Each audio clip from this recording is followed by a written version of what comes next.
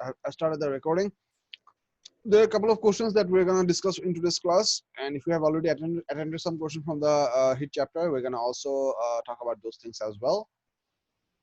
And before I actually get into the worksheet, there's one specific problem that Arnab Shaha actually notified me about, which I'd like to tell you a little bit of history about the SI units. So I'm going to pick that up first, and then we'll slowly go through the whole process.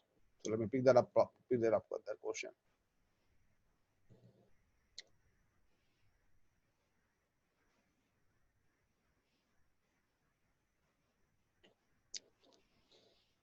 Take a look at question number 10.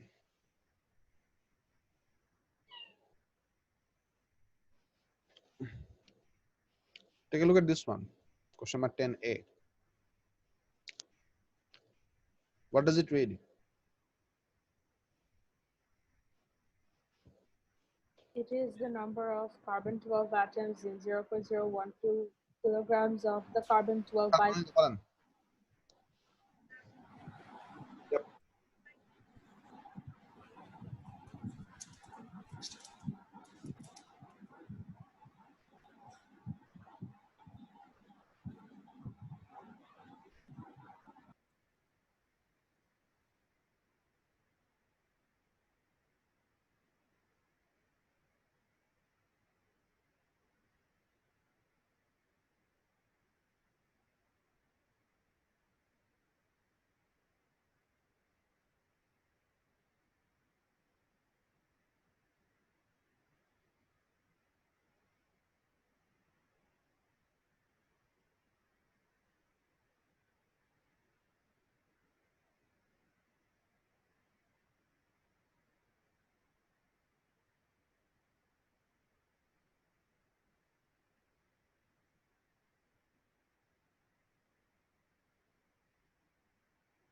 Sorry, I have to pick a call. This is the question, and let's look at the mark scheme. What Raya told me is correct, but the question is, why do we have to write that much? I mean, why only mentioning the number is not good enough? I mean, what is Avogadro's constant? Avogadro's constant is 6.02 × 10⁻23. Why is that not good enough? That's exactly what I'm going to talk about. Have a look. It specifically specifies there is a number of atoms of carbon-12 in 0.012 kg of carbon-12. So they have defined Avogadro's constant in terms of some physical quantities, not the exact number. So that's the first thing that I'm going to talk about. That when Avogadro first found out about his constant, he understood that we need to define this thing, number of particles, as a certain base quantity or something like that. He came up with this number through some calculation. Definitely he didn't count it. That is highly impossible. And for standardized version, he used the carbon-12 isotope for this much kg of carbon-12. So 12 gram of carbon-12 has a specific number of atom, carbon-12 atom, and that number was defined as Avogadro's constant in the first place. That is the historical progression. This was defined, I mean, like if I ask you that how many is 1 dozen, you could say, well, 6 pair is 1 dozen. How many is one pair? 2 is 1 pair. So you have to have some sort of reference to set up a certain definitive term. That physical reference was carbon-12 isotope for 12 gram of that material. So that's the whole. That's exactly where the whole idea of mole comes in. That if you express the relative atomic mass of a certain substance into gram, you get 1 mole. And in that 1 mole substance, you have Avogadro's constant number of equal particles available. So that's how he defined it in the first place. But to be honest, it is not maintained at that form till date. There is a whole lot of change that happened.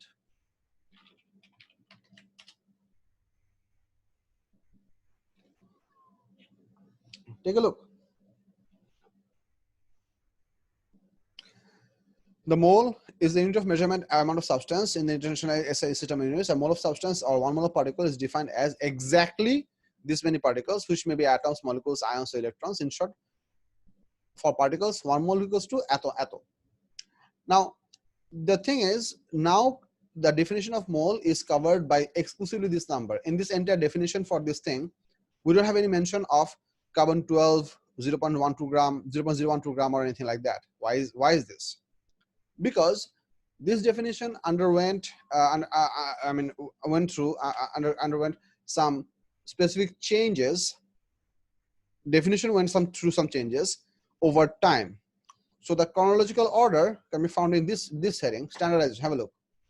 Developments in mass spectrometry led to the adoption of oxygen-16 as the standard of substance in lieu of natural oxygen, which means the definition of 1 mole was stated meant as the number of particles available in 0.012 gram of carbon-12 isotope for a really long time. At a certain point, the scientists defined, well, this measurement is not accurate. We're going to adopt oxygen-16 for the standard. So what they're going through is that the number of atoms in 0.016 gram of carbon oxygen-16, naturally available oxygen-16, is the Avogadro's constant. So what they were coming out that as the whole progression of our measurement mechanism become more and more precise, more and more precise, more and more small fractions could be measured, we had to the scientists had to adopt more different standard. So to avoid of such problems for the upcoming future, they did this. Have a look. The oxygen-16 definition was replaced with one based on carbon during the 1960s. Sorry. Initially, it was defined for oxygen. Then it was defined for carbon-12. The mole was defined by International Bureau of Weights and Measures as the amount of substance of a system which contains as many elementary entities as there are atoms in 0.012 kilogram of carbon-12. So this was the definition adopted after oxygen. Sorry, my bad. I messed up the chronological order. First, it was defined in terms of oxygen. Then it was defined as in terms of carbon-12. Thus, by definition, 1 mole of pure carbon-12 has a mass of exactly 12 gram. The 4 definitions were equivalent within 1%. So we have 4 definitions of it. Like, that's weird. First, we took hydrogen as the 1 gram. But then they changed it to oxygen. Then they changed it to oxygen-16. And since there is so many different changes, finally, in 2019, the 2019 redefinition of SI base unit, in 2011, the 24th meeting of the General Conference on Weights and Measures, CGPM, agreed to plan a possible revision of the SI base unit definitions at an undetermined date. So they decided this to happen on 2011. On 16 November 2018, after a meeting of scientists from more than 60 countries at the CGPM in Versailles, France, all SI base units were defined in terms of physical constants. This means that each SI unit, including the mole, each SI unit, including the mole, so this is not exclusive for mole, for all the other 6 SI unit as well, base unit as well. Each SI unit, including the mole, would not be defined in terms of any physical object, but rather they'll be defined by constants that are in their nature exact. So from this date onwards, the SI base quantities got defined as a specific numerical value. They were not defined in terms of any physical constants anymore. This is why for the current definition, there is no mention of any oxygen or carbon or anything else. Currently, the definition of mole is given exclusively by this number. But for a significant long duration of time, the carbon-12 was the definition from 1960 all the way up to this date. Which date? All the way up to this date. The mole was defined in terms of the number of carbon-12 atoms in exactly 0.012 gram, 0.012 kg. That is 12 gram of mass. That was defined as Avogadro's constant. So that's the chronological order, historical change that the scientists brought in the definition of mole. So this is exactly why in the answer of this question, writing the exact number would not be good enough, because these questions are actually from pretty old date. But what I believe, since CI is actually a pretty progressive syllabus, if you write this thing to be exactly this much, you should be scoring mark. Then again, because this is a 2-mark answer, you should also learn that if you define it in terms of carbon 12, the old definition before the 2018 version change, you're gonna score full marks anyway.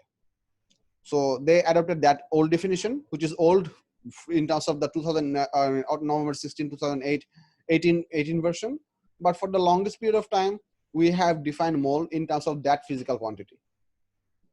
That's why writing only the value over here would not be good enough. According to the mark scheme, you have to mention from where did it come across. Apparently someone raised their hand. I'll take questions. I don't see any raised hand. Okay, I'll turn on the voting room. Okay, so yeah, that's the whole idea about this thing. Any question about this? About this? Or no, clear say? Yes, sir. Beautiful. So let's go ahead and try to do some more problems from here. If any of you have sir 2-3 কি করাইছেন sir? না 2 এখন করাই নাই sir 2B2 তে problem ছিল sir. যাচ্ছি।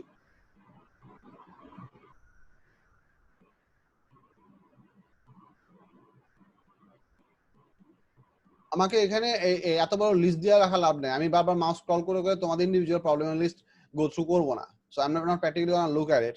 But if you still feel like showing, giving me this, I appreciate that you have gone through the worksheet. I superbly appreciate this. But I'm not gonna look at this list every once in a while. So you keep your eyes peeled and respond whenever I'm discussing that problem.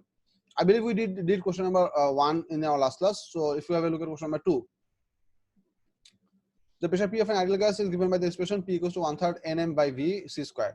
It's when the meaning of C square. B says the ideal gas has a density of 2.4 kg per meter cube at a pressure of 2.005 Pascal and then temperature of 300 Kelvin. Determine the root mean square speed of this gases at 300 Kelvin. So you just place all the values. PV equals to nRT. So here you have no, you don't have to go. You have to go P equals to 1/3 rho C square. This number, this whole fraction can be replaced as rho. So you write that over here, and then you can do this. Number 2 says calculate the temperature of the gas for the atom to have an RMS speed that is twice that calculated in 1. So you're trying to calculate the temperature for which the speed is going to be twice. So this is not going to be exactly double of the temperature. Let me show you why.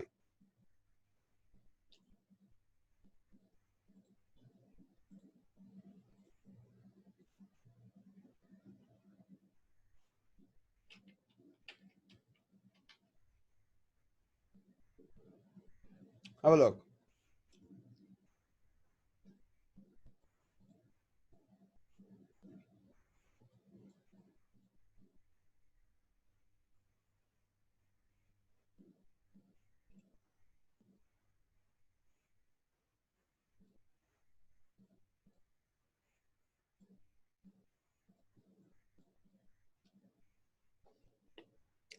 See if you can appreciate this. Half m square equals to 3/2 kT. Half m is considered as a constant for a specific type of gas. 3/2 k is essentially also a constant for a specific type of gas, which means if we consider both of these things as constants, we can write that the mean square velocity is proportional to temperature, not c itself, which means if we're trying to calculate the new RMS speed, because RMS means root mean speed, which means that this question is asking you to find out this, not this, but the proportionality involves this, not this. So how do you deal with this? Pretty simple. Let's have a look. C1 square divided by C2 square equals to T divided by 2T.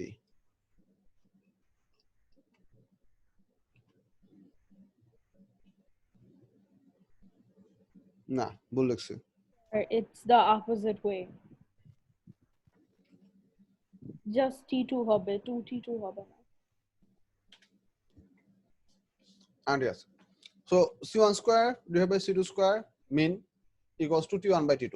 এখন এখানে in this case the T1 let's say the C1 is the known RMS speed So you're gonna place that thing squared. How much was the value obtained here?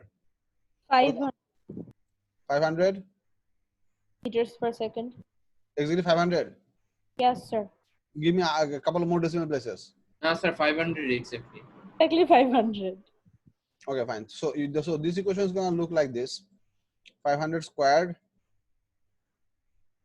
divided by C2 squared. We know C2. Oh yeah, we know C2. My bad. Divided by 1000 squared. So it's not 500 square into 2. It is 500 into 2 whole squared equals to 300 Kelvin Yes, sir. divided by T2. So you just calculate the T2 from this equation and you go ahead. বুঝা গেছে?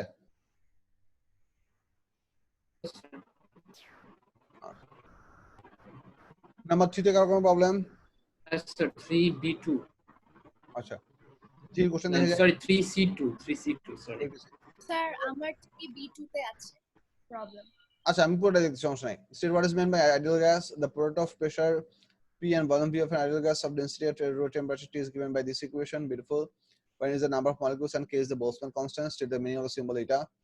Deduce that the mean kinetic energy EK of the molecules of an ideal gas is given by the expression EK equals to 3 by 2 kT. Okay. এটা তো আমরা proof করার mechanism already তোমাদেরকে লেকচারে দেখাইছি। হ্যাঁ স্যার কিন্তু ঠিক কোন স্টেপগুলা আমরা লিখবো ওইটা বুঝতে পারছিলাম না মানে পুরাটাই কি লিখবো মানে কোন পয়েন্টে মার্ক দিচ্ছে ওটা বুঝতেছি না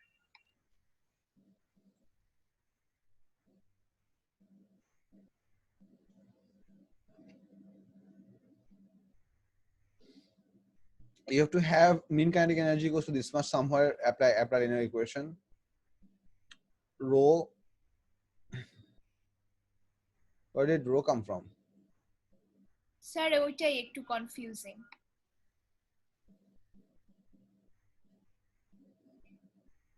স্যার পরে ডেরিভেশনের মাঝখানে একটা nm বাই v আসে, সো ওই nm বাই v টাকে সাবস্টিটিউট করতে হবে। স্যার nm বাই v কে রো লিখেছে।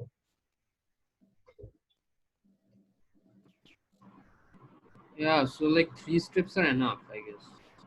স্যার রো না দিয়েও তো আমরা করেছি একবার স্যার ওখানে তো রো দেওয়া আছে, দুইটা গিভেন ইকুয়েশনস আছে, ওখানে রো আছে ফার্স্ট ইকুয়েশনটা। ও আচ্ছা আচ্ছা আচ্ছা স্যার ওইটাই এই লিংকটা কিভাবে করব স্যার ওইটাই বুঝতে পারতেছি না ইকুয়ালস টু পি, দেখো দুইটা প্রেশার আছে। Right. How can I copy this? Why can't I copy this? Hey.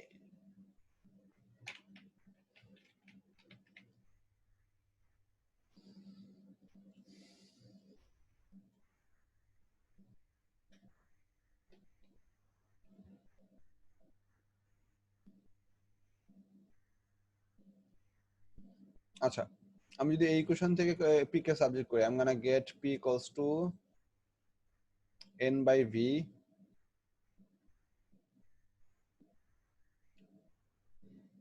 kt.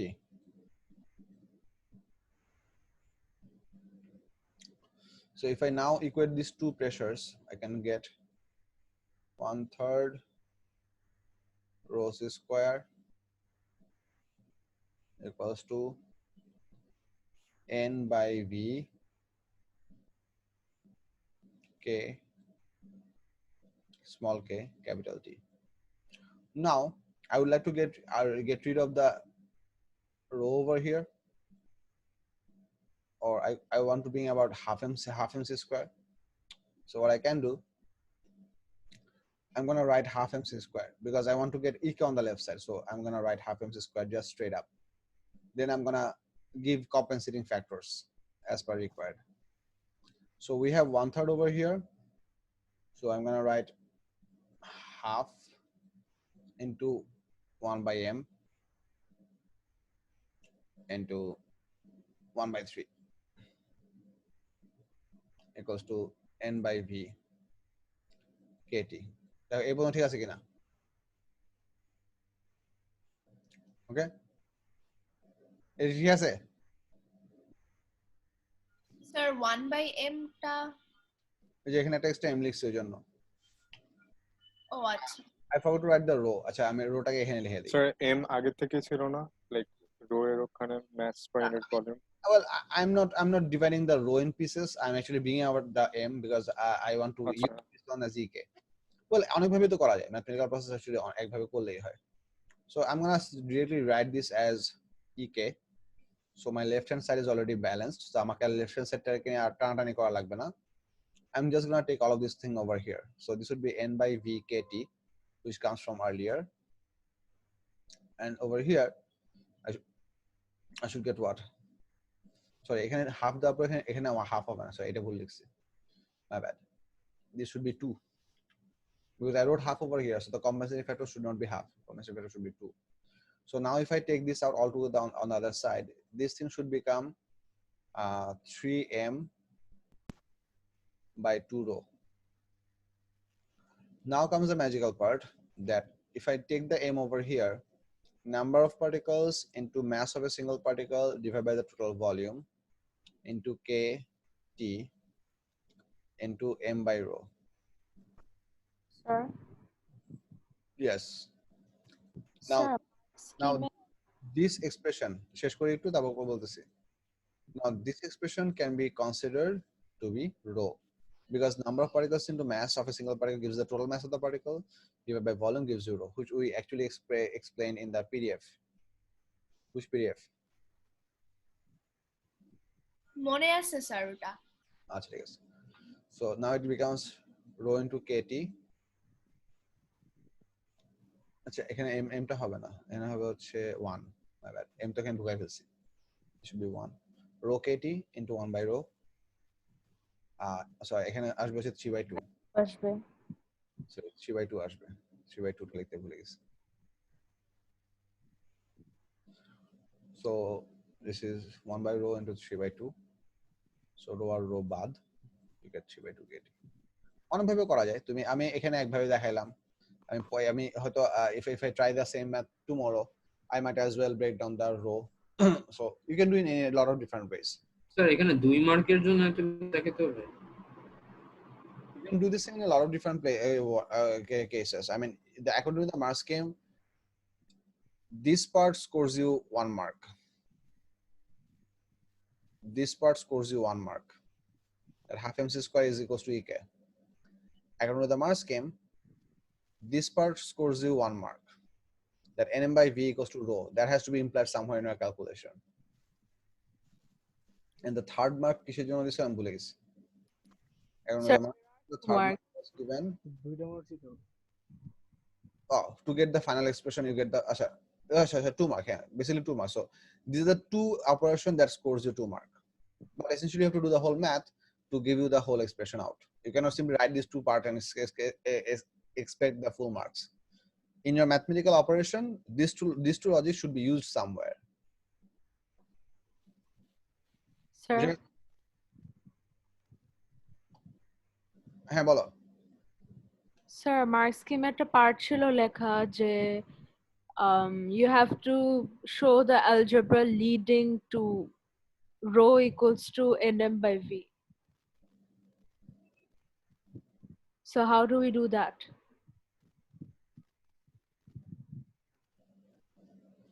You have to replace this thing in your equation, and the algebra should lead up to the final expression.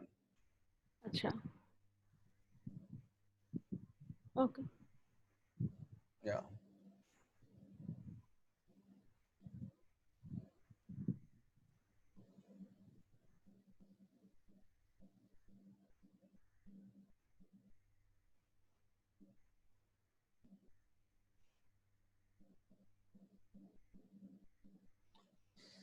Number C. In order for an atom to escape completely from Earth's gravitational field, it must have a speed of approximately 1.1 meters per second at the top of Earth's atmosphere. Estimate the temperature at the top of the atmosphere to such that helium, assumed to be an ideal gas, could escape from Earth. The mass of a helium atom is this much. Okay, so you have the mass given, you are trying to calculate the temperature. So half mc square equals to 3 by 2 kt. You place all the values, you find out the temperature. C1 shouldn't be a difficult thing. I think the problem was in C2. C2 the question C2 says, suggest why some helium atoms will escape at temperatures below that calculated in 1. Acha. Why some helium atoms will escape at temperatures below their calculated N1? One of the key part that we need to understand that temperature of a gas is not exclusively applicable for a single gas molecule. Temperature of a gas is applicable for a significantly large number of molecules. Whenever you have a large number of molecules, each individual molecule or each individual atom, if you consider a neutral gas or noble gas, each individual atom would never have the exact same value of kinetic energy at a time instant. There would be a distribution of energy. Some atoms would have a pretty high amount of energy.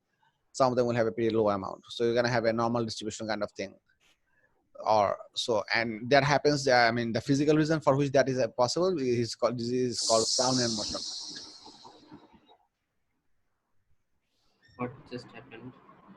Would it be more like a Boltzmann distribution? Or I mean, yeah, that's actually Boltzmann distribution, but the curve looks like that shape. Okay, I mean, it starts from low, it goes to a plateau and it rises up and eventually falls down on the other side. That's actually Boltzmann distribution, but looks somewhat like a normal distribution curve. I'm not very acquainted with this name of the curves, Sir, but there কিন্তু is a distribution of those things. হ্যাঁ, বলো। Sir temperature lower দেন মানে temperature rich না করে কিভাবে sir escape করে এটা তো clear. That's exactly what I'm saying, that the idea of temperature is not applicable for a single gas atom. Idea of a temperature is applicable for a bulk number of atoms. ও আচ্ছা। So within those atoms, I mean, it's possible that the total temperature of those atoms is below the actual temperature that we're calculating, because we are calculating the temperature for the average kinetic energy. Now, whenever we use the word average kinetic energy, means that is the average kinetic energy of all the molecules, which essentially tells us some molecules or some atoms for the helium gas, because since it's a noble gas, some atoms would have a higher kinetic energy, some atoms would have a lower kinetic energy.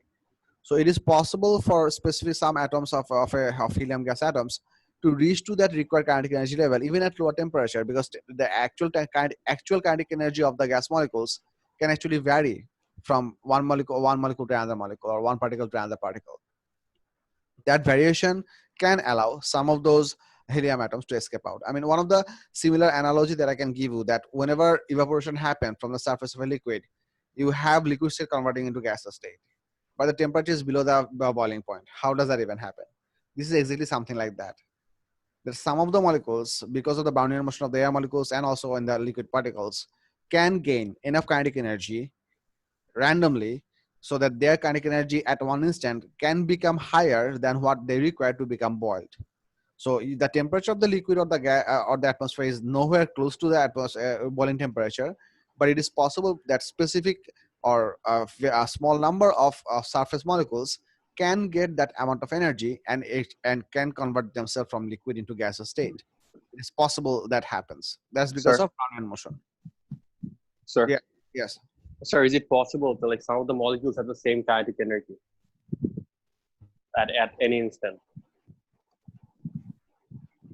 Yeah, some of them will have the same level of kinetic energy, but all of them will not have the same level of kinetic energy. That's the important bit. Thank you. Sir, Yes. sir, is change in temperature equal to change in kinetic energy? I mean, not equal to, mane dependent on. I mean, your statement is almost correct, but it's somewhat a bit different. What I can say that change of average kinetic energy is proportional to change of temperature,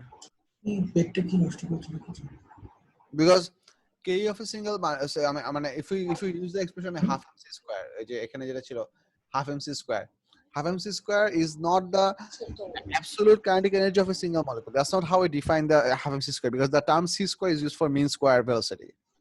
So because you are using the mean square velocity, you are calculating average kinetic energy of all the molecules involved, all the particles involved. You cannot calculate a specific single atom's particle, because statistical approach cannot be applicable for a single molecule. The very first assumption of the gas of the ideal gas assumption, that there has to be a big enough number of particles. So I want to correct your statement what you just asked me, that because half mc square equals to 3 by 2 kt, half m is a constant, 3 by 2 k is also a constant. So I can say that the change of kinetic energy change of average kinetic energy is directly proportional to the change of temperature. That is a correct statement. বুঝতে পারছি? Yes, sir. Okay. Yeah, Asadul, bolo. You have a question.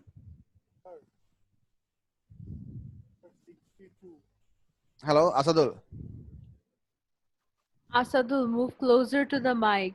We can't hear you.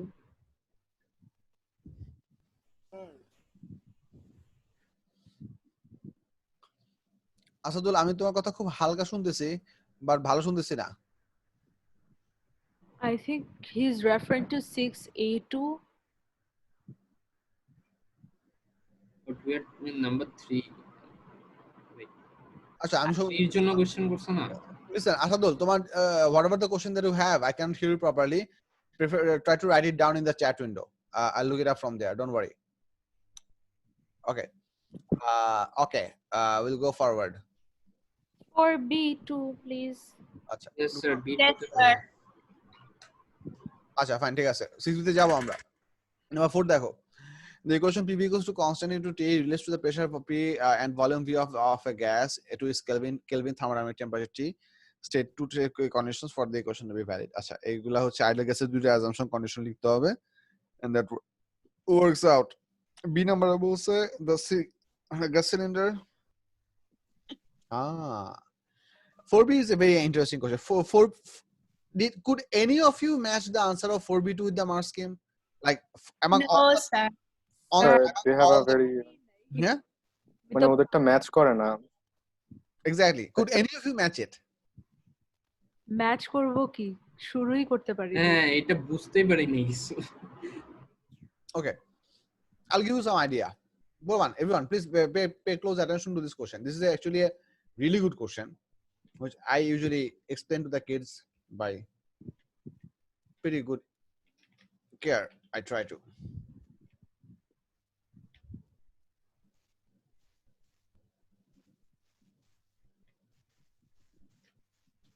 Okay.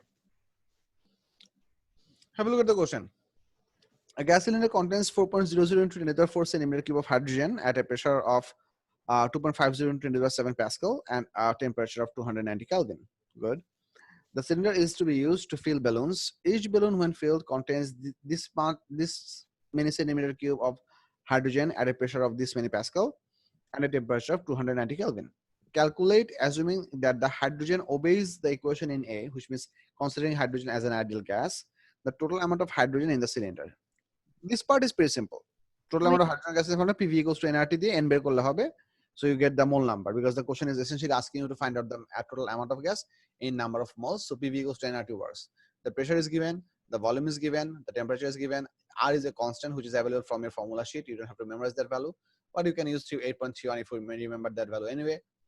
So everything is good. What is important that to get this number properly, you have to convert the volume into meter cube. You cannot directly use the volume in centimeter cube. So you can calculate this out pretty easily. That number comes up how much? Eta koto asche? 415. Give me this number into up to 5 SF. 415 point. না sir, মানে Sir, exactly 415 হ্যাঁ, আছে। Exactly 415 আসছে। Okay. Now comes the next part. The next part is a pretty simple question, but it's 3 mark into this. The question is asking the number of balloons that can be filled from the cylinder. So how many balloons can you fill up from this cylinder by slowly pushing out the gas? Now, this problem can be done in a lot of different ways.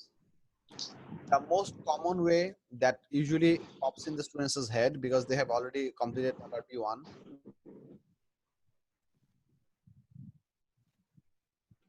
is the first thing that I'm going to show you.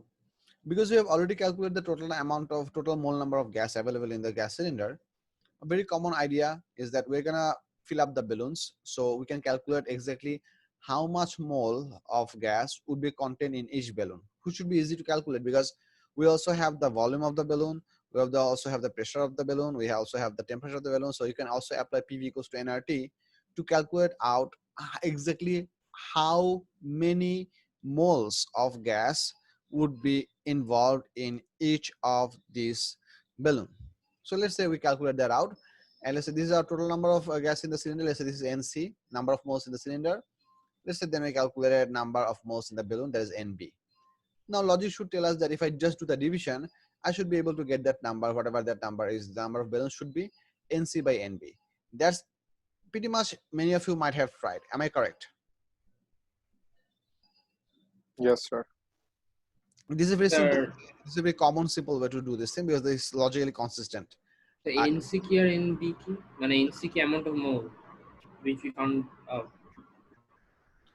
NC is the number of mole of gas available inside the cylinder.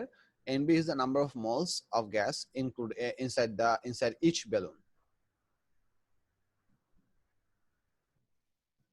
They are both mole number, one for the cylinder and one for the balloon.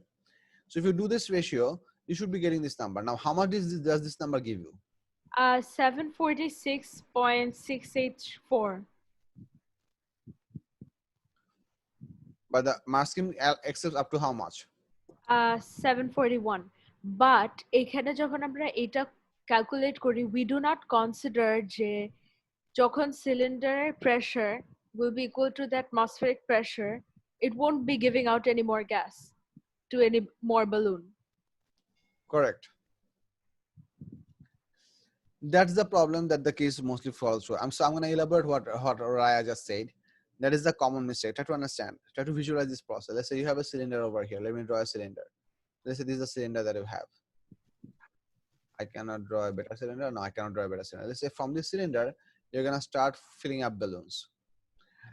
As you're going to convert gas from inside the cylinder inside the balloons, each of the balloons are going to have the same thing. You're going to slowly reduce the mole number. I mean, the gas transfer would happen from the cylinder inside the balloon as long as this is at a higher pressure, this is at a low pressure, because gas will always travel from the high pressure region to the low pressure. Video feed on kortecho ke video feed off koro. Fahim. Okay. So gas will be traveling from inside the cylinder to inside the balloon as long as the cylinder is at a higher pressure value and the balloon is at a lower pressure value. This is the only way gas will travel from high pressure into low pressure, which means as you slowly continue filling up the balloons one after another, the pressure inside this cylinder is going to slowly go down.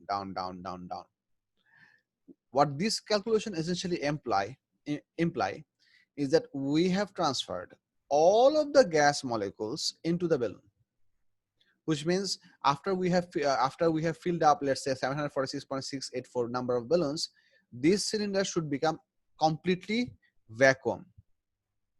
Now try to think logically, is it possible to achieve? No, it isn't. কারণ যখন pressure lower হয়ে যাবে বেলুনের থেকে তখন তো আর যাবে না। Exactly. You can only fill up these balloons. As long as the pressure of this cylinder drops up to 1.85 into 10 to the power 5 Pascal. Up to this much pressure, gas will be traveling from the cylinder into the balloon. When the cylinder pressure becomes this value, then gas will not be going out anymore. Because in that case, the pressure of the balloon, expected balloon, and the pressure inside the cylinder would become equal. So there would be no pressure difference, so mass would not travel. Because the way gas travels is always from a high pressure region into a low pressure region. So whenever the two pressures would become equal, I mean, this value would not be initially. Initially, your pressure is extremely high.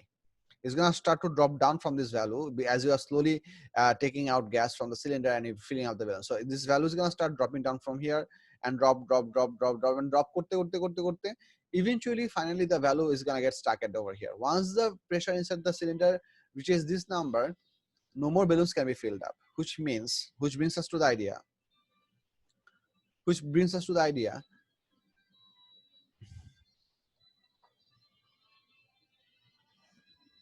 Kids, just a second.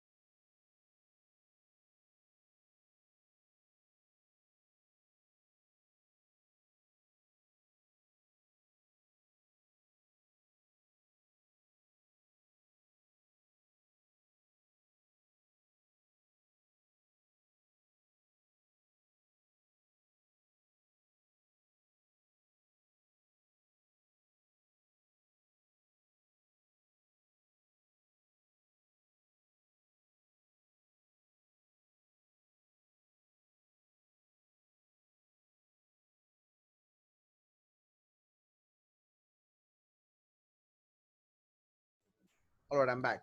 So, what I was saying that we can only fill up the gas balloons as long as the pressure drops down to this value, which means when the filling up balloon filling process is complete, this cylinder will have still some amount of some mole number of gas remaining.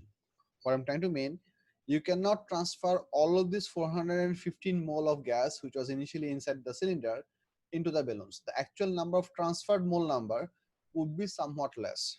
So there are many different ways we can solve this problem. I'm trying to show you, I'm starting to show you, I'm going to cover at least 2 different ways. So the first step, the first process that you can go is try to calculate out exactly how many mole number of gas would be remaining inside the cylinder. So one of the steps that you have to do for this number 2, first you have to calculate this number of moles in the balloon, in each balloon, which you can calculate from this paragraph. Then you have to calculate how many moles would be remaining in the cylinder. Let's say I'm going to write number of moles in the cylinder remaining. That can be also calculated by PV by RT, but for the remaining mole numbers, that pressure should be what? This pressure should be what? This one. Atmospheric pressure হবে না? No, not atmospheric pressure, because this is not represented as atmospheric pressure. We have sir initially বেলুনটা তো empty থাকবে, right? তো তখন atmospheric pressure হওয়া উচিত না? initially balloon empty থাকবে, initially the balloon would be empty, and then gas would gonna start to fall in, and the gas is gonna fall, transfer into the balloon as long as the pressure of the cylinder does not fall up to this value, which means the final pressure of the balloon should be this much. This is the pressure of the balloon, which means when the gas transfer would stop, the final pressure of the cylinder would also be this value.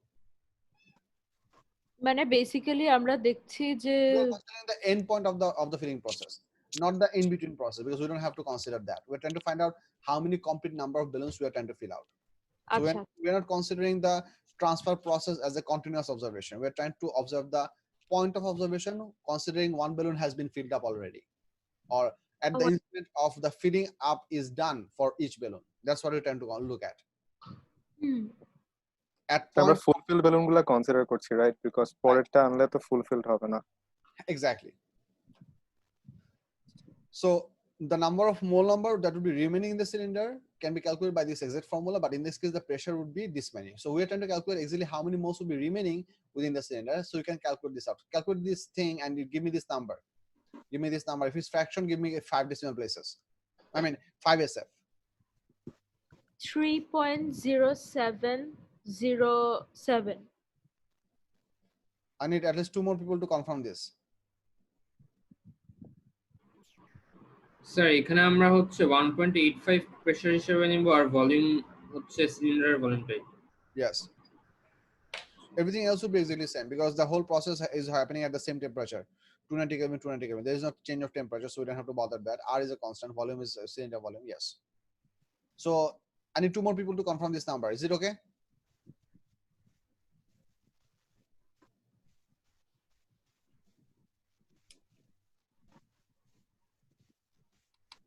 G sir ঠিক আছে এটা Okay, one more person. Sir, it's 3.0707. Okay. So we have this many mole number who would not be passed on. So once you calculate these 2 mole number, then the remaining calculation become pretty simple. So now you know exactly how many mole numbers will be passed into the balloon. So if I write that thing, let's say X multiplied by number of moles in each balloon. This is the total number of mole that will be passed. This should be equals to 415 minus this number. You can transfer this many mole into the balloons altogether.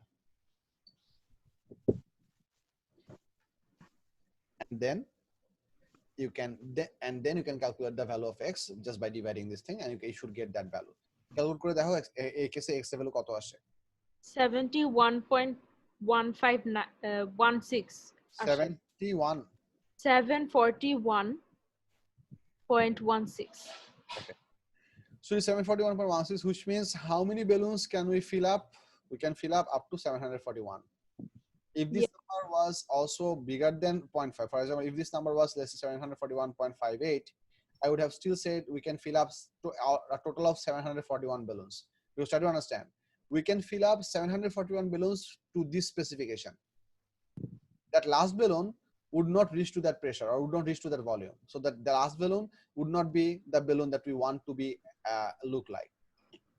I mean, this is the question is asking the number of balloons. I mean, number of balloons cannot be half, because if you cut down a balloon, it's not a balloon anymore. So for this question, logically speaking, whatever the integer number that we have in the front, that will be your answer, because that the remaining balloon would not have the exact specification that we have for each of the balloon. Sir আপনি তো x times nb লিখছেন না sir? হ্যাঁ, I assume x as the number of balloons.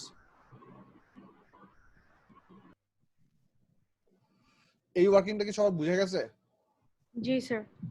Sir, last part আমি repeat করতে পারবেন যে আপনি যখন টোটাল লাইক সিলিন্ডারের টোটাল নাম্বার অফ মোলটা বের করলেন, তারপর x times nb টা ওখান থেকে বোঝাতে পারবেন? This is the total number of mole that I'm assuming that will be transferred. The total number of mole that I'm assuming that will be transferred into the balloons. X is the number of balloons which I'm trying to find out. Np is the number of moles in each balloon, which I have to calculate out over the same diagram. So this is the total number of mole that will be transferred into the balloon, which would be the actual number of mole in the cylinder minus the remaining number of moles in the cylinder. So 415 minus this value. So I'm calculating out by the subtraction exactly how much mole of gas would be actually exiting the cylinder and enter into the balloon. That's what I'm calculating by subtraction. Oh, okay, sir. বুঝা গেছে? জি sir, thank you. So এটা গেল হচ্ছে একটা step. There's another way we can judge the whole process. The second mechanism, I'm showing it by a different color. So keep your eyes cool and try to understand. Sir এক second, আমরা সিলিন্ডারের ভলিউমটা নিয়েছিলাম না পরে? প্রথমবার তো মানে বেলুনের ভলিউম নিলাম, সেকেন্ড বার তো সিলিন্ডারেরটা ইনসেন জোন বের করব। I'm not sure.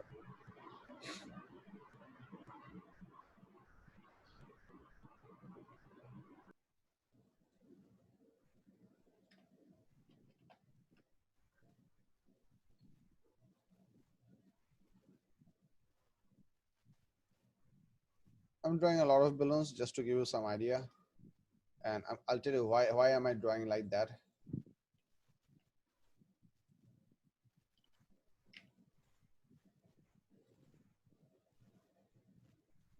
Okay, so I'm trying to show you a lot of number of balloons over here, and in this case we're going to consider the change of the entire gas that was initially over here, and initially the balloons were all filled up. Let's say this is the total number of balloons where the gas would be filled up.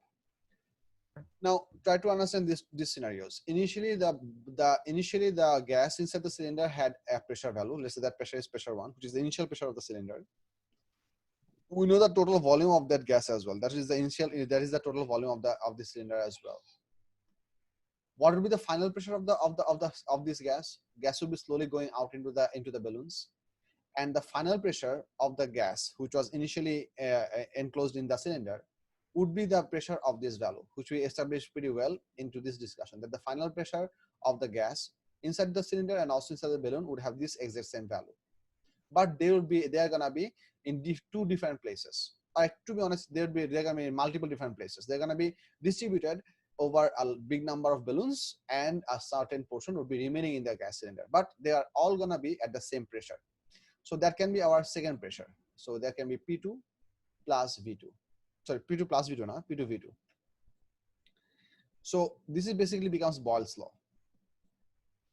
Since the entire process is happening at constant temperature, we can apply Boyle's law to work out this problem. So this first step is the pressure and volume for the inside the cylinder before the filling process gets started. The second part is the pressure and volume multiplication after the filling process has completed. So the gas is undergoing a change of pressure and volume. Now this volume of the second stage is not essentially the number of volumes of this thing. I mean, this volume, I mean, the common mistake for this process the kids do, if you write this volume 2 as the number of balloons multiplied by the volume of a single balloon. If you do this, then you are wrong. This is not correct, because once again, because some of the gas would be still remaining in the cylinder, right? Which means this second volume, once we have the actually This second volume, once we transfer most of the gas into the balloons, some gas would still be remaining over here, which means the second volume should be the volume of the cylinder plus the number of balloons multiplied by the volume of a single balloon. This should be the appropriate expression for the second volume. Try to understand the difference of these two expressions. Try to appreciate these two expressions. If you have any question, ask me. This is the time. Think about it. Sir, Sir, it's number of balloons into the volume of balloons plus the volume of container, because we're taking the total volume, right? Yes. In V2. Yeah. R P2 তো basically ওই যে মানে the pressure inside the cylinder, which is 1.85 into 10 to the power 5 pascals. Yes. After the filling process is finished. Yes. Yes. Anyone else? sir, are we ignoring atmospheric pressure? No, we are not at all anywhere involving atmospheric pressure, because the question doesn't want us to deal with atmospheric pressure, because at no point of the whole question we have to convert the gas into atmospheric pressure. Because like I said, that we are not considering the balloons, we are not considering the entire process of the balloon filling up. We're considering the balloons being filled up at the end of their filling up process. So you might as well start filling up a balloon when it is at the inside of the balloon is empty and that atmospheric pressure. But as you're going to slowly fill up the balloon, the pressure in the balloon is going to slowly increase. And eventually you will be done filling up the balloon when there is a certain high pressure compared to atmospheric pressure. That's why the inside pressure of the balloons is given as 1.85 into 10 to the power 5, not exactly 1 into 10 to the power 5. So we don't have to bother about atmospheric pressure, because we are trying to consider the end output of the whole process, not the entire process in all of its individual segments. Yes, sir. Thank you, sir. Or no? Sorry, sir এই যে আছে VC plus x VV এটা বুঝিনি ভিসিটা কেন add হচ্ছে Because once we have finished the balloon filling process, some gas would still be remaining in the balloon. Some gas would still be remaining in the cylinder. You cannot transfer all the gas into the cylinder, which means the total volume expansion that we are going to have from the first stage, that volume expansion would exist in the balloons, and a small part of the volume would still exist inside the cylinder. So the total, I mean, try to think about it. Gas was initially compressed in the cylinder, then the gas got expanded out, but that total amount of gas is now contained at a low pressure. But the places where the gas is available, what are the places where the gas is available? It is available in X number of balloons, and also a small portion is still available inside the cylinder. Make sense? Yes. Yes, Abiaz. sir, P2 here is equal. It's the final pressure 1.85 times 10 or something, right? Yes. Even if it's in multiple balloons and in the cylinder. Yeah, because we are trying to consider the end point of the filling process, which means at the end point of the filling process, all the balloons and the cylinder, they're all going to have same pressure, because that basically essentially means the end point of the whole filling process. You can fill up the balloons up to that point. So despite being separate like containers, we can just write it as 1.85 because it's the end point. Exactly. Okay. Yeah, Sajid.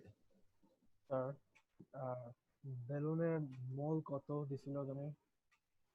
I didn't calculate this, but you can যদি আমি you can very easily calculate this out from here, and you should definitely use 5SF values if it's a fraction, so that you have less rounding of error in your calculation for the upcoming parts. Sir আমি যদি আমি কি এখানে unitary method use করে কোনো answer বের করতে পারবো? I highly discourage that. আচ্ছা আচ্ছা, মানে মোল দিয়ে আর কি আমি বলতে চাইছিলাম যে এত নাম্বার অফ মোল ওই পাশে যাইতেছে একটা বেলুনের জন্য, তাহলে অত ওভাবে করতে পারবো না কিনা? Just asking. ওহে করতে পারবা না because of this thing, because this was wrong. Unitary method করা মানে হচ্ছে এই কাজটা করা, but this was wrong because we are assuming in this process that all of those moles could be transferred, but that's not the practical scenario. বুঝছো? জি sir. Asadul আমিন।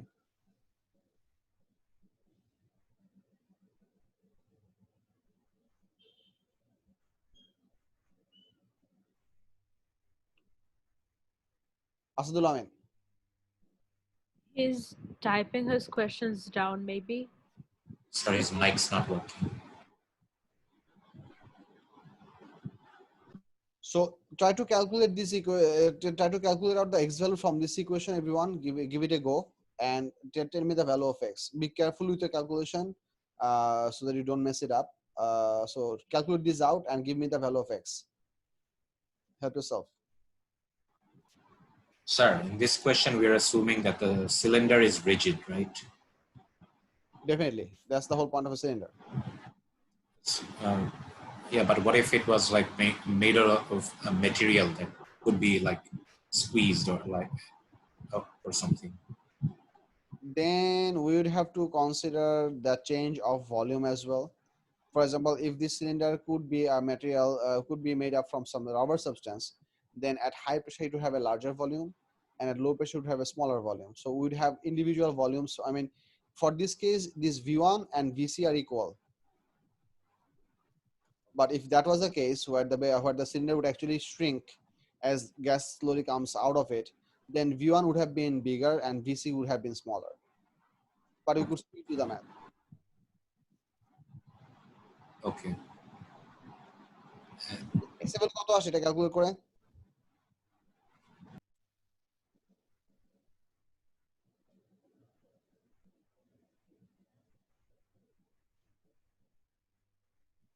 Sir, 741.0781.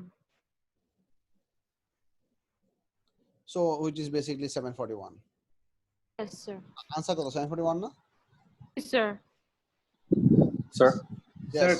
P1 এর জন্য তো আমরা 2.57 এর যে অন্য প্রেসারটা ইউজ করছি, রাইট? ইয়া 2.5 × 10⁷. Yes. Sir? বলো। Sir, এখানে লাইক আমরা তো কনসিডার করতেছি যে পুরো ভলিউমটাই কনস্ট্যান্ট থাকবে তাই না গ্যাসের, মানে বিফোর এন্ড আফটার, মানে চেঞ্জ ভ্যালুটা তো চেঞ্জ হবে না।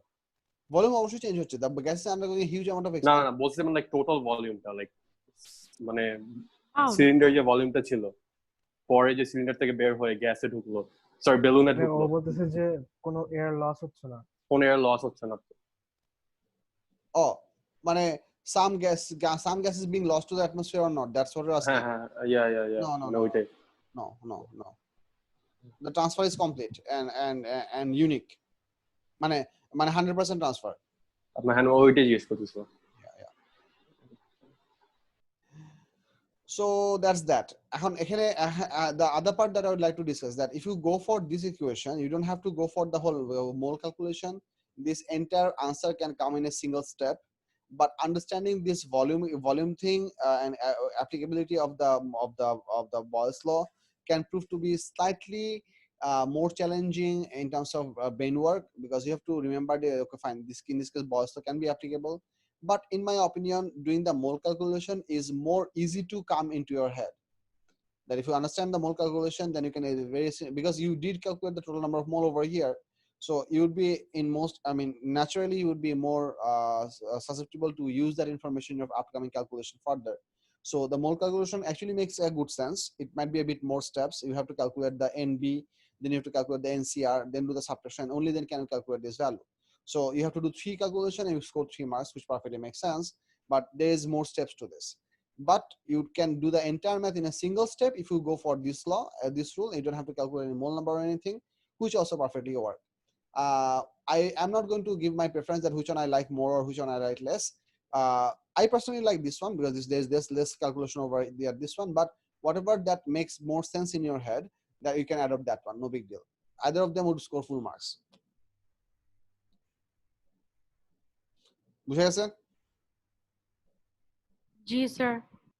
Everyone, কোনো কোশ্চেন থাকলে বলো, কোশ্চেন না থাকলে নো রেসপন্স দাও।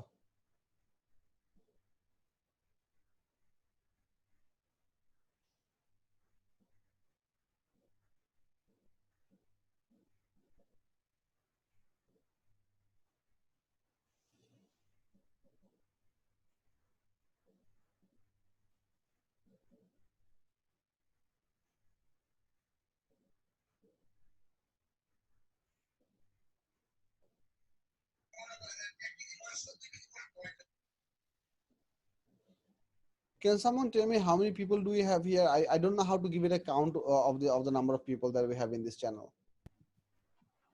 I think people I think হলেও যে ওখানে প্রেস করলে আই থিঙ্ক আসবে আমি জানি না Can someone tell me how many people do we have in the messenger chat window? So I think you can click on that people tab, like at the sir গ্রুপের lower ছবি end. Remove করলে দেখা যায় 68 জন গ্রুপের ছবি remove করলে দেখা যায় ওখানে মানে যেখানে গ্রুপের ছবিটা আছে ওখানে দেখা যায় আর কি যে এত প্লাস 1 কিন্তু আমি তো গ্রুপের ছবি রিমুভ করতে যাচ্ছি না। ইউ স্যার ক্যান এক সেকেন্ডের জন্য করেন ইউ নো স্যার 68 জন আছে Participants, like not in the current class. Let's talk about the messenger group. someone count individually. No, I'm not gonna ask anyone to do that. and no one is actually active enough to do that as well. Anyway, I'll have to develop some mechanism to take attendance, either manually or by some mechanism, because this cannot go on forever. This shouldn't go on forever. I gave a shakedown in terms of payments and regularness, and now people are paying, as or at least people who have paid or at least have some discussion with me about late payment. They're in the group now. Among all of these people, if there are people who are not willing to do the class, then they shouldn't exist in the group. I mean, I don't want to take fees and not teach kids and take the blame for it and eventually give my part of neki to them in the akhirat, that আমাদের টাকা নিছে পড়ায় নাই পোলাপান fail করছে. I don't want to be in that position. So I really need to shake down those people who are not interested to doing the classes, even if they have paid their fees. Because I'm not comfortable with that idea. Anyway, we'll move on. Number 5. 5 is C2.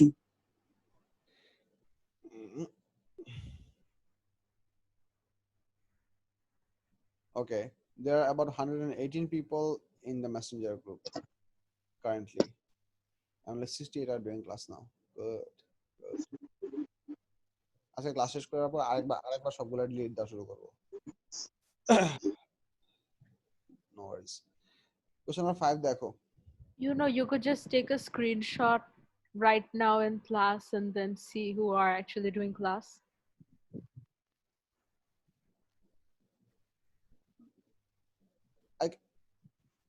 I don't want to go that elaborate. It's time consuming. I'll use my hunch. Number 5, use the kinetic theory of matter to explain why melting requires energy, but there is no change in temperature.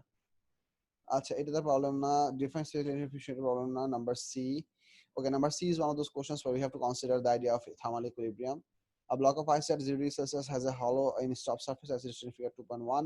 A mass of 160 grams of water at 100 degrees Celsius is poured into the hollow. The water has specific heat capacity of this much. Some of the ice melts, and the final mass of the water in the hollow is 365 grams. As we know, heat is gained from the atmosphere. Calculate the value in kilojoule per kg for the specific latent heat of fusion of ice. এটা পারছো? Yes, sir. C2 তে. Sir, পেরেছি. C2 was in practice the heat is gained from the atmosphere during the experiment. This means that your answer in one is not correct for a correct value for the specific latent heat. Say an extent whether your value is greater or smaller than the correct value. This is what we discussed in the very last part of our last class. So in this case, in practice, actually some more heat would be absorbed from the atmosphere because the environment that we are working with is actually cooler than the atmosphere. So more ice would be melt compared to how much ice should have melted. So if you consider the equation of latent heat of vapor and latent heat of fusion, LF is given by what? Q by M. So for the amount of heat that the hot water gives out to the ice, actual heat gained would be more. So the Q that we have calculated that is coming out, the actual heat that was actually the amount of heat that was used was actually more, which means the Q that you are using is essentially smaller than the actually used heat in your experiment. Because in your experiment, some part of the heat did come from the hot water, other part of the heat did come from the atmosphere as well. So your Q that you have used over here is actually smaller than what it should be, because you could not account for the heat absorbed from the atmosphere, because your numerator is smaller than the true value or what it should be. Hence, it proves that your LF should also be an underestimation, or your calculated value is somewhat smaller than the actual latent heat diffusion of the ice. This is a case of underestimation, yes. We can have a look at the Okay. masking wording. We can have a look at the masking wording to get a bit of a better idea for what is happening here. 5C. It says that more energy than calculated mel size, so calculated L is lower than the accepted value. Okay. You could also express this in terms of mass as well. Have a look at the examiners report, C2. Sir ওরা math হিসেবে 0.205 কেন আছে? I think I messed up something. What did I mess up here?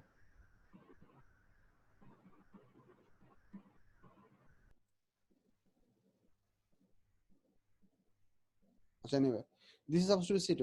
There are many answers where a vague statement about heat losses or gain were made, followed by a conclusion that that could not be justified. Very few made a clear statement that the ice would be melted by the heat gain from the atmosphere, resulting in increased mass and a reduced value for the specific heat latent heat. So yeah, have a look. In this case, they have talked about that more energy than calculated mel size. So L calculated is lower than necessary. So in this part of the mass scheme, they have highlighted about the amount of heat. Whereas for the examiners report, they have highlighted that the M would have been bigger. So you could write this answer in either of these terms. You could have talked about the Q value change. You could have also talked about the M value change. For example, if I wanted to write this answer in terms of M, then I could have written this, that because heat was absorbed from the atmosphere, the amount of ice that got melt altogether is more than the ice that was melt using the heat from the hot water only. I mean, sense আবার বলতেছি, because some heat was gained from the atmosphere, the amount of ice that melt altogether is more than the amount of ice that melt taking heat from the hot water only. এই সেন্সটা কি বোঝা যাচ্ছে? Yes. So because the denominator is bigger than what you have done, than what it should have been, so the total value is an underestimation. So the calculated value of LF is lower than what it should be. So you could write this answer in terms of Q, or you could write this answer in terms of M as well. Whatever makes better working in your head. But it is very important that you choose your words and you construct your sentence very carefully so that it makes one specific sense. Do not try to put all the words in random order and expect a good mark out of it. These questions require clarity of answer, because you are trying to mean one thing.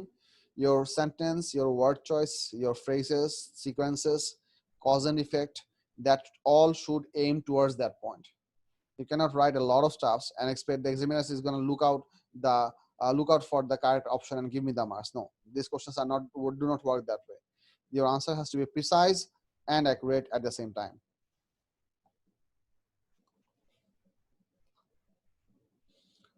All right, we'll move on to the next question. Sir, Yes. আপনি কি 5C1 টা explain করেছিলেন? No. Sir, ওইটাতে একটু problem ছিল। বলো কি বুঝো নাই? স্যার, মানে এই জিনিসটা আমি ঠিক বুঝতে পারছি না যে ওই এক্সপেরিমেন্টটা থেকে কিভাবে আমরা স্পেসিফিক লেটেন্ট হিটটা পাবো। Sure.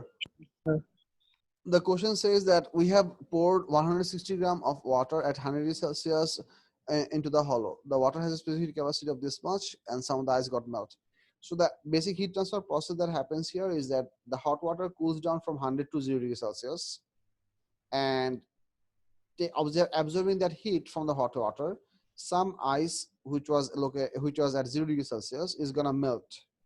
And because ultimately at the end of the process of heat exchange, the final temperature of the mixture is still going to be 0 degrees Celsius, because there is enough ice that the hot water cannot melt all of the ice. And the question already tells you that how much would be the total mass of the water after the heat transfer is finished. How much is that total mass? Total mass of water after the heat transfer is complete, how much is that? 365. Yeah, I need the kid who asked this question to respond.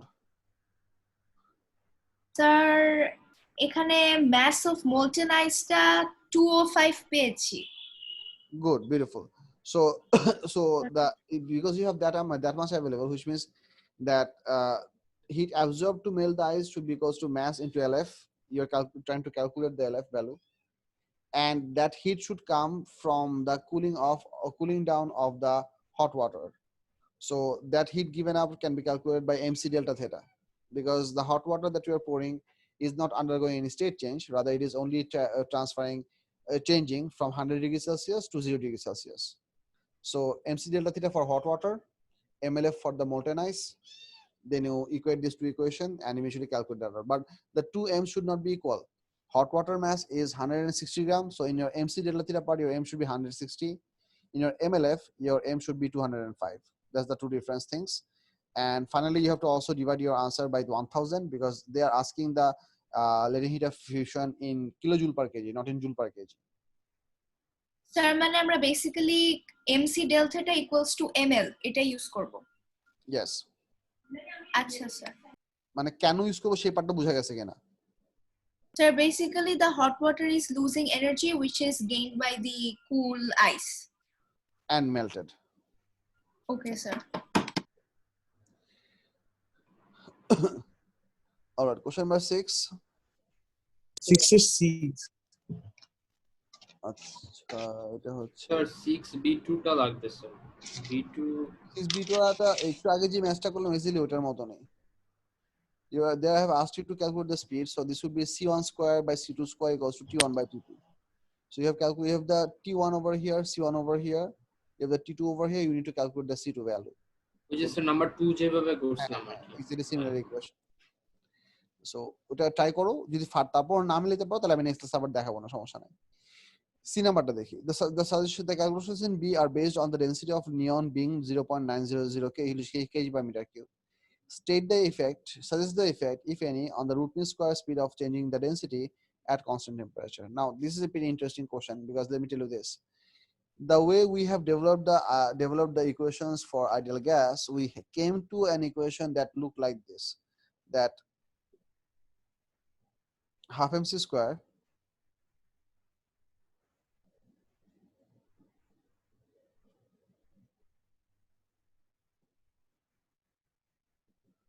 was equals to 3 by 2 3 by 2 kt. This was this thing. এখানে কোথাও density নাই.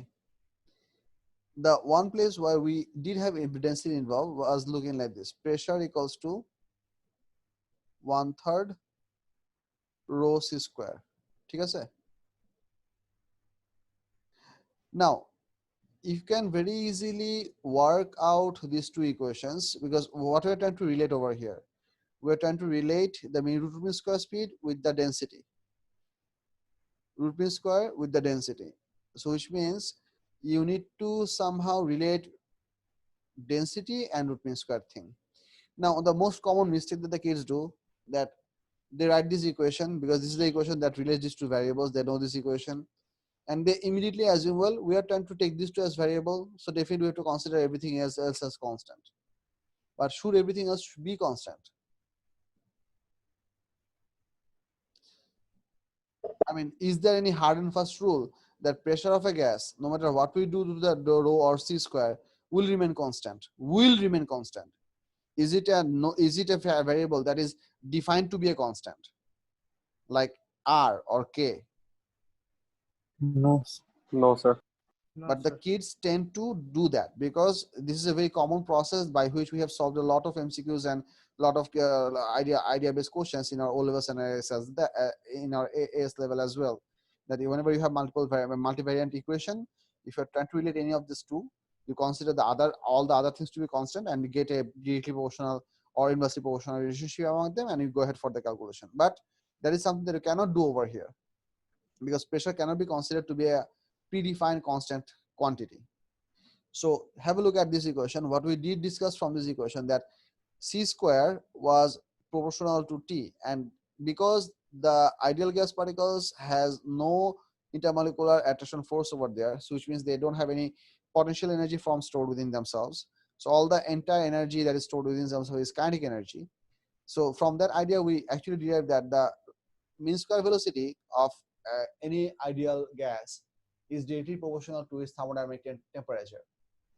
This brings us to the idea that the only physical variable, I repeat, the only physical variable that will affect the root mean square velocity is its temperature. Anything else on its own would not do that. Be it density, be it pressure, be it volume, doesn't matter. As long as you keep the temperature same, you are going to have the exact value of mean square velocity. Which means, what should be the answer of this question?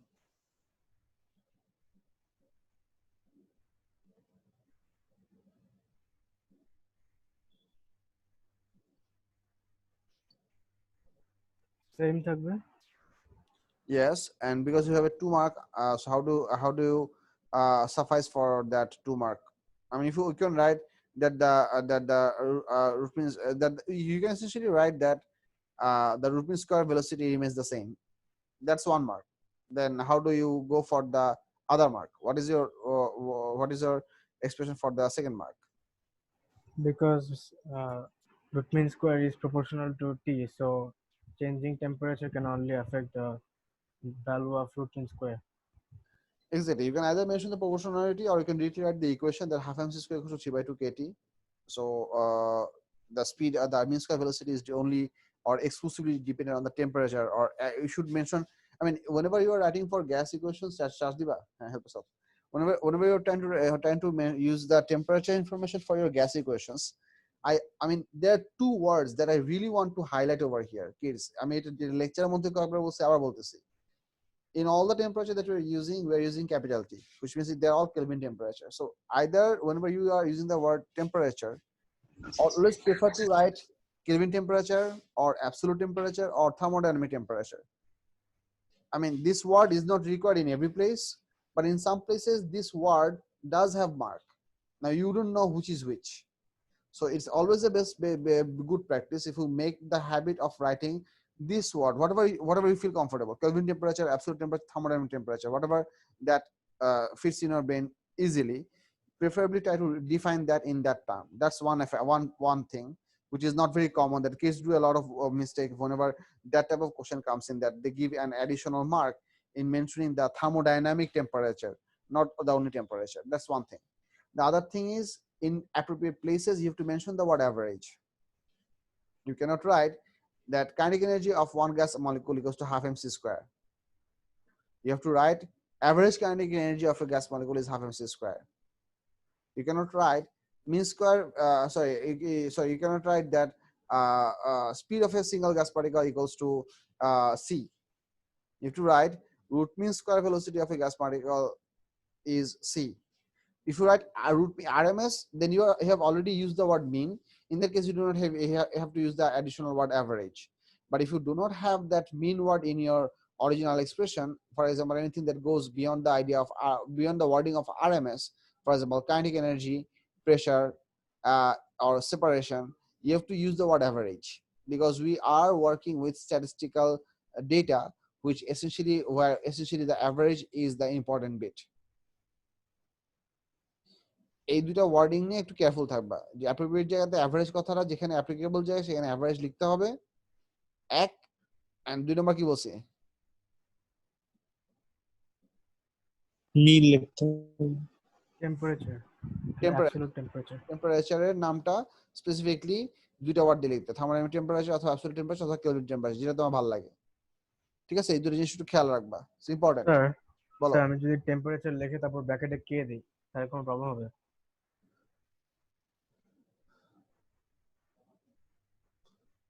Well, idea wise, I mean, what you are trying to mean is very much clear. The examiner should also know this, but I have not seen this expression anywhere in the mark scheme up so far. I mean, if they are looking for the specification of the temperature scale name, they go for any of these three words: Kelvin word, I mean in written word, or Kelvin temperature, or absolute temperature, or they use thermodynamic temperature. I mean, what you are trying to mean is absolutely good. It makes sense to me. Also, it makes sense to the examiner. But whether that should score you full marks or not, I'm not sure, because I have not seen that expression anywhere in any of the mark schemes. আচ্ছা sir Moving on, question number 7. Sir Bala, E12 sir bala. Sir 6B2 তে problem ছিল। Why do you come up with problems once we are done discussing a problem? Sir মানে তখন সিটাও problem ছিল, তাই সিটা আগে শুনছি। আচ্ছা ঠিক আছে, then it's good. C2 problem was solving খুব simple. This is very much similar to the 2B2 that we did. We did 2B2 at the beginning of the class. For example, this was the expression, this was 2B2. এই যে এখানে 2B2 পেরেছিলাম sir, কিন্তু এইটা কেন জানি পারছি না। তাহলে ক্যালকুলেশন এরর করছে, ক্যালকুলেশনটা আবার ঠিক মতন করো, ক্যালকুলেটর বাটনগুলো প্রেস করতে ভুল করছে, বা হচ্ছে একটা মানে ইউনিট কনভার্সন ভুল করছে, আইদার ইউনিট কনভার্সন ভুল করছো অথবা ক্যালকুলেটর বাটন প্রেস করতে ভুল করছো। 2B2 আর এইটা ক্যালকুলেশন এক্স্যাক্টলি সেম। আচ্ছা স্যার, মানে এটাই তো ইউজ করব না যে ইকে এভারেজ ইকুয়ালস টু 3/2 কেটি? না, কেন sir? because you have already given you have already calculated a certain pressure temperature and you have calculated the speed over here. So you have the C1 T1 value, you have a T2 value, you are trying to calculate the C2. So C1 square by C2 square equals to T1 by T2. That will suffice for this working. And তুমি যে ইকুয়েশনটাকে apply করছো সেই ইকুয়েশনটা কেন কাজ করবে না সেটা আমি বলতেছি। The question says the density of a neon gas is at a temperature of this much, at a pressure of this much Pascal is this much. Neon may be assumed to be an ideal gas. Calculate the root mean square speed of the neon atoms at this much. So you have calculated this pretty well. Fine. So in this equation, you use the I mean, how do you calculate this number? You calculate it using. Sir ফার্স্টটা হচ্ছে p equals to 1/3 rho c square, ওইটা use করেছি। হ্যাঁ ঠিক আছে, p equals to 1/3 rho c square. ঠিক আছে, good. So whenever we will increase the temperature to 546 Kelvin, how do you know for a fact that all of these variables would all still remain the same? I mean, pressure and rho, should it be same if you go for a higher temperature? Rho would differ, sir. Exactly. So since you do not know that exact rho value, how can you use that exact equation for the second part? You cannot. Sir আমি তো rho use করিনি, আমি তো 3/2 Katie দিয়ে করলাম। সেখানে তো তুমি m এর ভ্যালু জানো না। ও আচ্ছা, মানে স্যার ম্যাসটাও ডিফার করবে? Massটা differ করবে না। The mass of a single gas molecule will be same for all the temperatures and all the cases. But what did you place as the value of mass? I mean, half mc square equals to 3/2 kT. Fine, that's a valid equation. But what was your value for m? Sir ওইটাই আমি লিখতে পারিনি, মানে ম্যাসটা লিখি না। ওই ম্যাসটা এখানে দেওয়া নাই, ওই ম্যাসটা এখানে দেওয়া নাই, ওই জন্য ওই ইকুয়েশনটা এখানে তুমি ইউজ করতে পারবে না। ও আচ্ছা sir. So that's why you have to go for the proportionality equation, that C1 square by C2 square equals to T1 by T2. Okay, sir. বুঝছো? Yes, sir. আচ্ছা ঠিক আছে। So let's go ahead for the next one, number 7. B1. Sir, 7 or B? আচ্ছা, number 7 and B এর working time details এ বুঝাবো। এটা একটা ভালো question, so it actually requires some attention. Have a look at number B. আমি A পড়তেছি না, I just looked at A makes sense. A না বুঝলে আমাকে বইলো পড়ে আমি বুঝাই দেব। B নাম্বারটা দেখো। A student carries out an experiment to determine the specific latent heat of vaporization of a liquid. Ashfia, yes, বলো। Sir, I had a question on 6C. হ্যাঁ বলো। Sir, in there it says that the density for neon being 0.900. So does it remain constant, the density? No. Sir, why?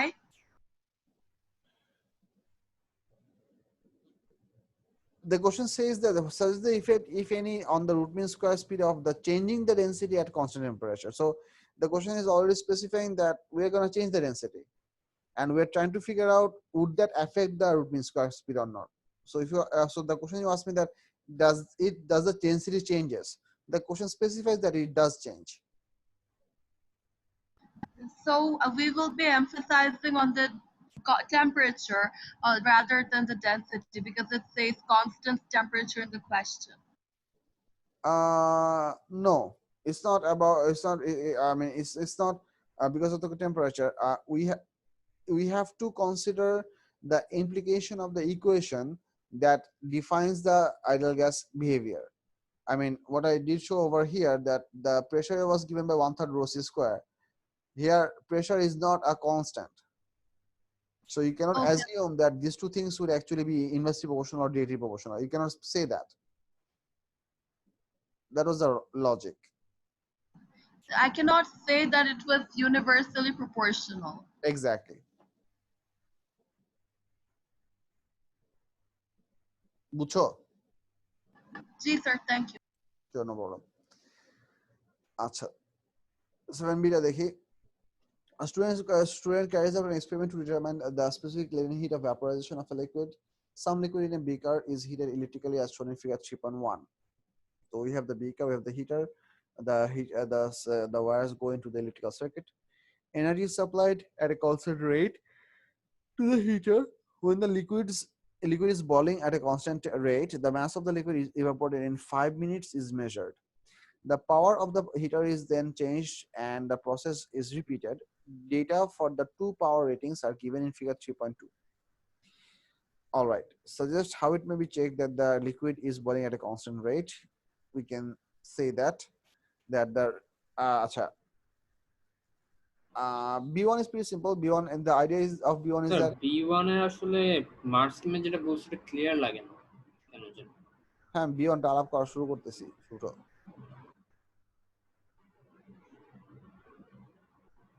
So one of the things that you have to understand that whenever we will be boiling out some water, it is practically impossible to capture all the boiled out water and take a mass measurement of this thing. We don't usually ever do that. What we do is we place the entire setup onto a mass balance, and as the water keeps on evaporating, we observe at the reduction of the mass balance value, because as water will be evaporating out, it will be entering into the atmosphere, so the remaining water in your container would be slowly having will be slowly having less and less and less mass. So that's one implication. So we have to to observe that the liquid is boiling at a constant rate, we should be seeing that the reading on the mass balance, or you can write digital balance, on which the setup is kept, will start to decrease uniformly with time, which means that your reduction of the mass value should become visibly uniform. What do you mean by visibly uniform? Let's say whenever you, let's say if I start from the very beginning, let's say initially the entire beaker and the whole thing was at room temperature. Now you started off the beaker, the temperature of the water is increasing, but you're not having significant heat loss because it's not boiling. Once the whole water starts to boiling at a certain heater setting, you'll find out that maybe many of these things, you'll observe that the water is starting to boil out at 100 degrees Celsius.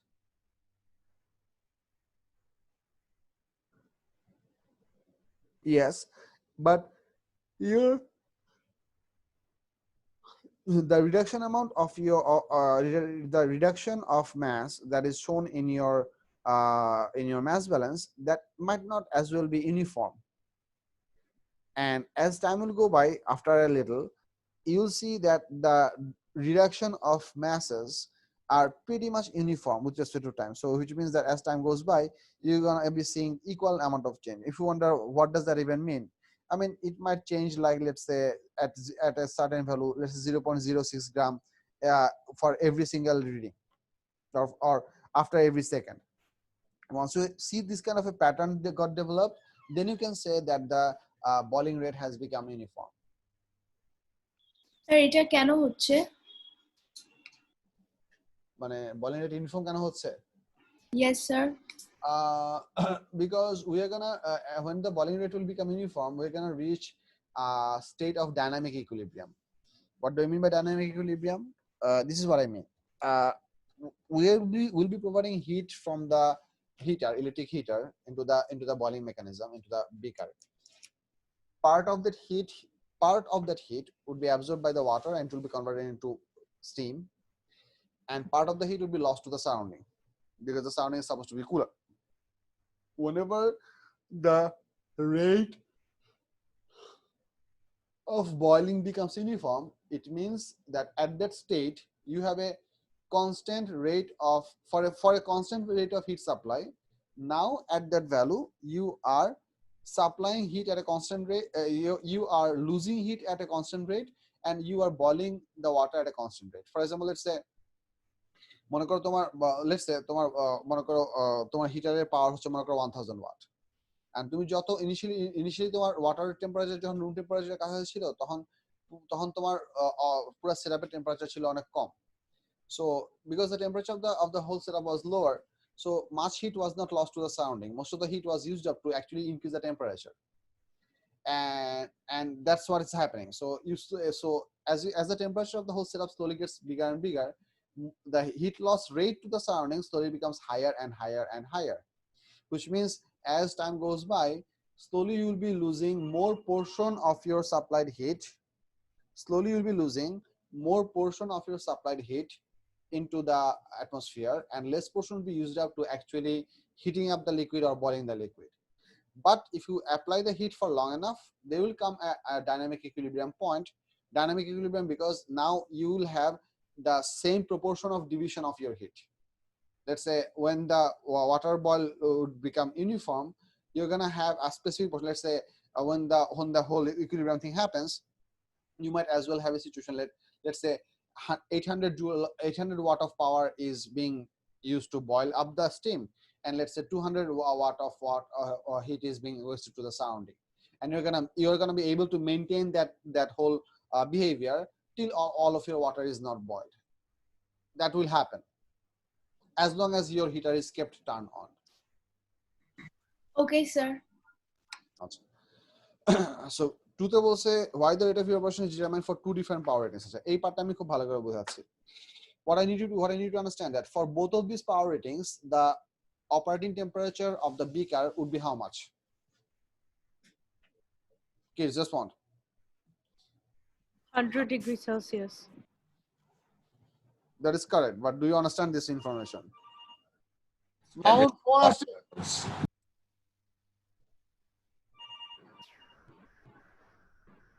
So 100 degrees centigrade কিসের জন্য? Operating temperature. For both of these power rating, what is the operating temperature when the water is boiling of your setup? That is 100 degrees Celsius. 100, yeah. So what I need you to understand that because the temperature difference, because your setup has the same temperature for both of these power rating values, it means that temperature difference from your setup to the surrounding is actually same. Let's say 75 degrees Celsius, assuming that the ambient is at 25 degrees Celsius, which means for both of these two power rating, individual power rating of the heater, the rate of heat lost to the surrounding would be exactly same. G. ঠিক আছে? So let me just give you a very simple version of this, a simple edited version of this table to give you a bit more insight for what I am trying to mean.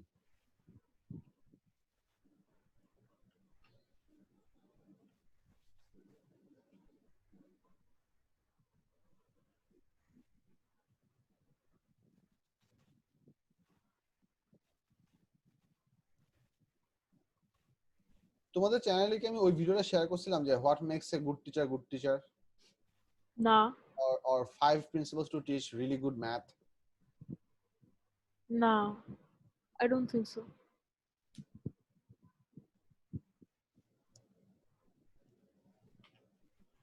আচ্ছা আজকে দিব না দেখো. There are two videos in TEDx which I got really influenced by, like really influenced by. when I actually started teaching, and I saw them quite early. I'll share you those videos. I still aspire to be like those teachers, but I am not that good. But I want to be. So what I mean, whenever you will have this heater operating at this much power, do you think all of this power would be used for boiling? No. Let's say the amount of power that will be lost to the surrounding is X watt. This X amount of watt power is dependent on the temperature difference, not on the exact power of the heater. Exact power of the heater is used for boiling and to reach the temperature to 100 degrees Celsius. But as long as the water is maintained, or the setup is maintained at 100 degrees Celsius, you will have the same rate of heat loss. That's the part you have to appreciate, that the heat loss amount is dependent on the temperature difference. So because both of these setup would operate at 100 degrees Celsius, এই setup থেকে যে rate heat loss হবে, এই setup থেকেও heat loss rate same হবে. So I'm using this as a minus because what I'm trying to mean that this is the actual power of the heater, and this thing minus the heat loss rate to the surrounding, this total thing would be actually used for the boiling process. Now beauty is that we do not know what is the value of X over here. But to do appropriate calculation, we should know this. But because we do not want to measure this appropriately, we are doing this experiment for two different values. Now, simply if you do a subtraction, your unknown X gets crossed out automatically. Do you see that? Yes, sir. Do subtraction. Oh, so for 20 watt, you are getting how much? 7.1, right? Yes, sir. So that's the beauty of taking two different readings. This is the exact same thing that we have learned in our AS level for the case of resonance tube. There was a thing called end correction, remember? Yes, sir. That end correction thing C was unknown, but we did the same mistake twice, one for L by 4, another one for 3L by 4. Then as we subtracted those two readings, L1, L2 minus L1, we got rid of that unknown error and we got the pure length L by 2, lambda by 2. Do any of you remember what I'm saying?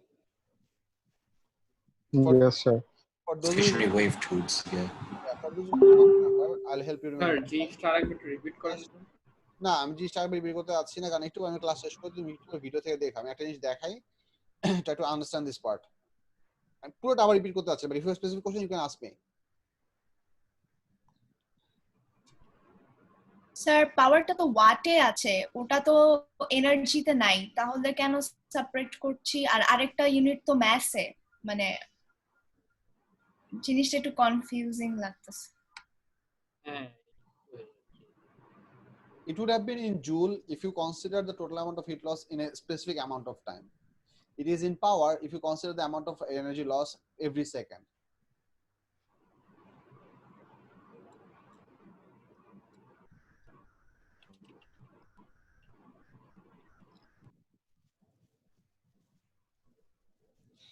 This is what I mean. There was this end correction which we could not know. So what we did is that this was supposed to be L lambda by 4, but we could measure L1. So we measured L1 so L1 plus E equals to lambda by 4. Here L2 plus E equals to 3 lambda by 4. We do not know how much is E, but once you subtract these two numbers, these unknown E's get cancelled out. So this is one practical way to deal with unknown variables in practical experiments. You do the error twice for two different scenarios. Then as you subtract the two values, you get rid of that error. Yes. Mithila যে কোশ্চেনটা করছো সেটা হচ্ছে যে এখানে পাওয়ার I mean if you I mean they have already given you the amount of gram in minutes. They have given you a fixed amount of time over here. You could have very well converted this into joule if you simply multiply this number with 5 minutes equivalent of seconds. That's not a big deal. But because of the temperature difference between your apparatus setup and with the atmosphere, heat will be lost from the apparatus into the atmosphere at a fixed rate. Longer the time, more heat would be lost. Sir, I understood where we minus like the subtracted 70 minus 50, but ওখানে massটা কেন আমরা minus করছি?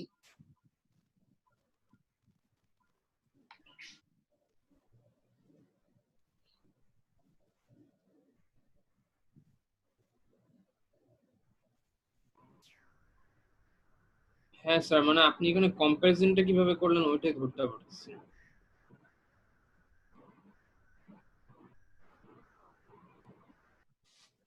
Okay, let me give you a simple example. Sir এখানে আমরা দুইটা equation subtract করেছি না sir?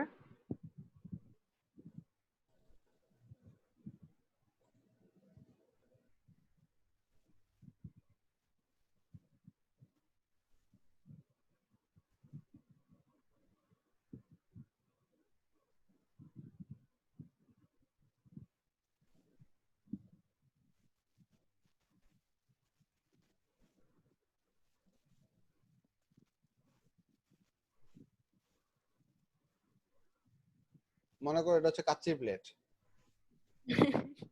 কাচ্চির প্লেটে ভাত আছে, স্যার খিদা লাগছে, 2 পিস আলু আছে, ঠিক আছে? তুমি এখান থেকে খাবা, ঠিক আছে? প্রত্যেকবার খাওয়ার সময় এটা হচ্ছে তুমি, দিস ইজ ইউ, ঠিক আছে? হ্যাভিং কাচ্চি, লার্জ বেলি, why not? That's what I look like. And then beside you is me. I did not order any kachi, but I'm also a kachi lover. So every single time you'll eat kachi, I'm gonna eat up 1 aloo piece and 1 meat piece. So if you had even 10 piece of meat and 10 piece of aloo, I'm gonna still eat this much, because I can only carefully sneak out this much from your plate without you knowing about it.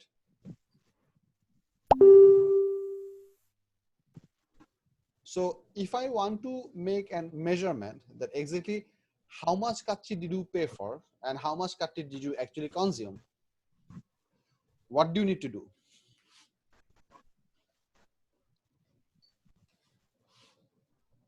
To find out the absolute price of kachi. Let's say there was, in one case, there were 2 pieces of meat and 2 pieces of aloo, and I ate up 1 and 1. And we'll have to add it. And let's say that entire meal, oops, what? Okay, let's say that entire meal cost you 100 taka. And let's say in another scenario, you have 10 pieces of meat and 2 pieces of aloo, and I still consume the same amount without you knowing about it. Let's say that thing cost you 1000 taka. Now, if you want to measure the absolute value of kachi, you might as well subtract both of these. So you're gonna get 900 over here, and you're gonna get 8 meat plus 8 aloo and relevant amount of rice. That's the absolute value of kachi, right? Yes. That's why we did the subtraction over here, to find out the actual amount of water that was actually melt from the heater exclusively. আচ্ছা, now I get it. The atmosphere heating. Yeah. মানে ওই পাওয়ারটা used হচ্ছে for evaporating that much mass. Exactly, which means that. Sir, does proportionality come into play here, or does it not matter at all? Proportionality does come into play over here for these two values, direct proportionality. But for these two values, direct proportionality doesn't work, because we have y-axis intercept over here, which means if you try to plot w versus g in this axis, both of these numbers should have a negative x-axis intercept. But but they're absolute values, they're proportional, right? That's why we can do the subtraction. Exactly. Okay. Delta w can be said to be directly proportional to delta g. W is not proportional to G. That's the whole point. Because W এর সাথে আমাদের একটা loss amount involved আছে.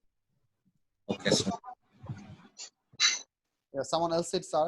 What was that? Yes, sir. We are basically calculating the change in mass per unit useful power dissipated. Exactly. Useful participant. Yes. Yes. Absolutely correct. Okay, sir. বুঝা গেছে মিথিলা? হ্যাঁ sir. Acha, beautiful. So we are gonna do this, and then you can go ahead with the calculation, and everything would be just perfectly good. All this 9:30. Sir I'm gonna discuss one more problem, and then we'll call it a day. Bolo. Sir ওখানে sir heat loss তো sir same কেন x এর ভ্যালুটা? Because the rate of heat loss is dependent on the temperature difference. আচ্ছা sir temperature difference তো হচ্ছে room temperature আর ওয়াটারের টেম্পারেচারটা। Apparatus temperature, okay. which is 100 degrees Celsius for this experiment to work out. আচ্ছা, আরেকটা question যেটা আলাপ করতে যাচ্ছিলাম সেটা মনে হয় এই ওয়ার্কশিটে নাই, আছে কি? থাকলে তো ভালো। স্যার 44 কোশ্চেনস কিন্তু এই ওয়ার্কশিটে। Yeah, we're gonna go slow, no big deal. Most of the questions would be similar as we are gonna go. For example, এই কোশ্চেনটা খুব ইজিলি করা যায়, but এই কোশ্চেন একটা ছোটখাটো একটা ভেজাল আছে. This question is also pretty much identical to the earlier question, but in this case they didn't work with power, they work with energy supply tool. But I mean, you can try this question out, but one of the things that you have to take care about is that the first 10 minutes and 5 minutes.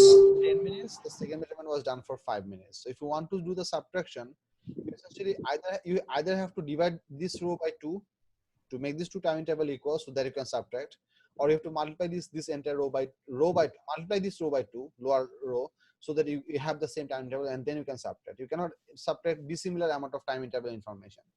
So you're gonna lose heat to the atmosphere. So in this case, you're gonna actually gain heat because we are trying to melt ice. So this is the cold environment, atmosphere is the hot environment. So in this case, X is getting in, or the error is getting, actually heat is absorbed from the atmosphere, but you cannot have dissimilar time amount. That way their comparison would not be valid. So we have to take care about that factor for that question. Sir মানে কি ইকুয়েশনটা বানাচ্ছিল, equation cancel out করব? হ্যাঁ, exactly. Equal ভ্যালুর জন্য হলে সে তুমি perfectly cancel out করতে পারবা, বাট ইকুয়াল ভ্যালু না হলে ক্যান্সেল করবে। এটা একটা খুব ফালতু question, like despicable question, literally. I agree. I mean, they basically set a trap for you, so Hmm. that you would lose mark. It's bad. Isn't that what Cambridge does usually? And what's their problem? What's their problem if we get some marks on? I wouldn't say usually. Yeah, this is the question that I want to discuss. I'm going to discuss this question and then we'll call it a day. Which question is this, sir? Second. Hello, assalamu alaikum.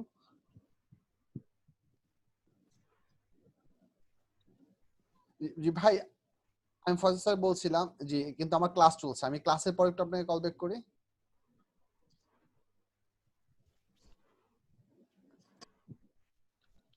আপনি কি দোকান থেকে পাঠাবেন? আচ্ছা, আপনি নিজে account থেকে পাঠান তাহলে আমার ব্যাংক অ্যাকাউন্টে পাঠালে সবচেয়ে ভালো হয়। আমি অ্যাকাউন্ট ইনফরমেশনটা একটু,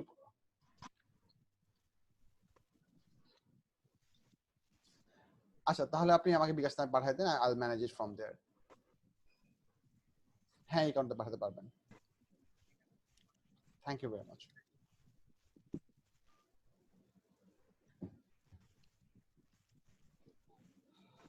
Have a look. Question number 36.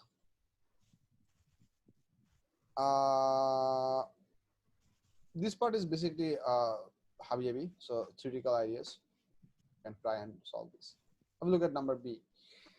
A thermometer and an electrical heater are inserted into holes in an aluminum block of mass 960 grams as shown in figure 3.1. The power rating of the heater is 54 watt. The heater is switched on and the readings of the thermometer of the block are taken at regular time intervals. When the block reaches a constant temperature, the heater is switched off and then further temperature readings are taken. The variation with time t of the temperature theta of the block is shown in figure 3.2.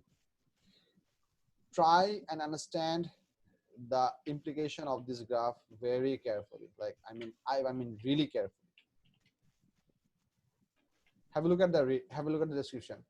The heater is switched on, and readings of the temperature of the block are taken at irregular time intervals. When the block reaches a constant temperature, which means we kept the heater on, the block was being heated up, then there came a point where the block was not heating up anymore. It reached a constant temperature. Now, what do you mean by this constant temperature scenario?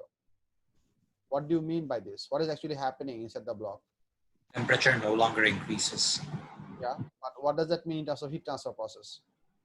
Thermal equilibrium. Did the heater stop working? No, sir. Then what happened? Then what is happening?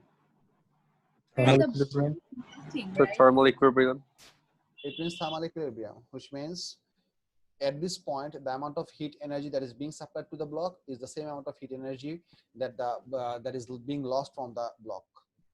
That's why the block is no longer storing any further amount of heat energy. Hence, the temperature become constant. Which means when this temperature constant happen, the rate of heat loss is gonna be this exact value. Can you appreciate this information? When the temperature is gonna be constant for this block, at that point, the block is gonna lose heat at the same rate as it is gaining heat. The heat gaining rate was fixed, which is power rating of the heater, 54 watt. So when the temperature of the block becomes constant, it definitely loses heat at 54 watt. Can you appreciate that? Why is the heat getting rate at like 54 watts, sir? Because that's the whole point of thermal equilibrium. Thermal equilibrium means rate of heat gain equals rate of heat loss. Constant temperature. Yeah, but like 54 watt I can do. Because the question says that the power rating of the heater is 54 watt. Question has specified this value. Sir, how do we know all 54 watts are being transferred to the aluminum block? Yeah. All 54 watt are not being transferred to the aluminum block. All 54 watt is being wasted to the atmosphere. At constant temperature means all 54 watt is being wasted to the atmosphere. If any part of the 54 watt was being absorbed by the aluminum block and further, temperature would even increase ever so slightly. But since that is not happening, the block has reached a constant temperature, so the heat, no more heat is being absorbed by the aluminum block, which means all the heat that it is being fed is being dissipated as well. Rate of heat loss equals to rate of heat gain.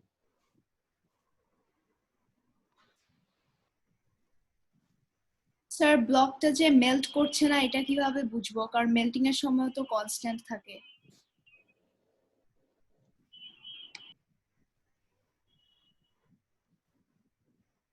Because the question doesn't say it, I think that's one point. And also using a 54 watt power, you cannot necessarily block and melt an aluminum block. This would be something like trying to boil up a huge patil of water using a candle or something like that. আচ্ছা sir বুঝছি মানে question pattern দেখে বুঝবো Yep. So my question, do you understand the significance that I'm trying to get in your head? That constant temperature would mean that it is giving up heat at the same rate as it is absorbing heat, which means at this state, rate of heat loss is equal to rate of heat gain, which tells us when the constant temperature would be reached, all the heat that it would be fed from the heater, electrical heater, because the heater is still turned on, all the heat that is being fed to the aluminum block is being dissipated to the surrounding at the same rate. Now, one simple way that I can show you this, for example, let's say if I try to plot the just to time, let's say this is the power, let's say this is the P in. This P in is essentially at 54 watt throughout the entire time. But initially, when the temperature difference with the atmosphere was zero, when the temperature difference with the atmosphere was zero, at that scenario, the rate of heat loss was also zero. As the temperature of the block increases, the rate of heat loss also starts to increase. So the loss rate of heat would increase rapidly and it is going to slowly become less, because you're going to be able to increase the temperature even more less. And eventually when the power loss, I mean, this is the heat, this is the graph that I'm going to show you for P out or P loss. When these two things will become equal to each other, that's the point what we define as thermal equilibrium. At this point, the temperature will no longer increase. Temperature increase will happen till this time frame. Try to understand. Temperature increase করার জন্য আমাদের কি দরকার? Try to think about it. Q equals to mc delta theta. Q equals to mc delta theta. M is mass, which cannot be zero, which is a constant. C is the specific capacity of the aluminum, which is also a constant. Which means if you want to have some delta theta, you have to have some Q. If the temperature has to increase, the object have to absorb and store some heat energy. If the object is not having any temperature increase, it means it is not storing any further heat energy, which means all the energy that is being supplied is also going out. In physical terms, you can think it in a different way. Let's say let's say you have a bucket, empty bucket that you have placed on a mass scale, and you're starting to pour water onto the bucket. As the level of the water in the bucket starts to increase, you'll see the mass reading of the balance is slowly increasing as well. Once the bucket starts to overflow, then the reading is going to get stuck at a point, because overflowing means that the bucket cannot store any more water. It is filled with water for that height. You're pouring water from your source, but the bucket cannot hold any more water. So all the water that you're pouring in, the equally amount of spilled out, but the bucket is filled up with water that it can hold. So your mass reading will become what? Should it increase any further? Sir? Bolo. Sorry, does that mean like when we're in equilibrium, like all the power is being dissipated out? That's what I meant. All the power is dissipated out. And what do I mean by all the power? I mean all the input power equals to all the output power. That's what I mean. Like power to tau, like it will be used for heating the liquid. No, it will no longer be used for heating the liquid.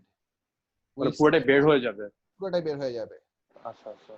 Per second, I mean every second the electric heater will provide the aluminum block 54 joule of energy into the aluminum block, and every second the aluminum block will dissipate out 54 joule of heat energy to the surrounding. It was, I mean, it is not going to be directly lost from the heater to the surrounding. It's going to be transmitted to the aluminum block. But when the temperature becomes constant, those two rates would become equal. Sorry, does that mean like aluminum block are like heated hobe na? What when this happens? What do you mean? Like will it like একটা constant temperature থাকবে aluminum blockটা এই পয়েন্টে? That's exactly what the question says. That's what I'm yeah. Okay. Thank you. Sure, no problem.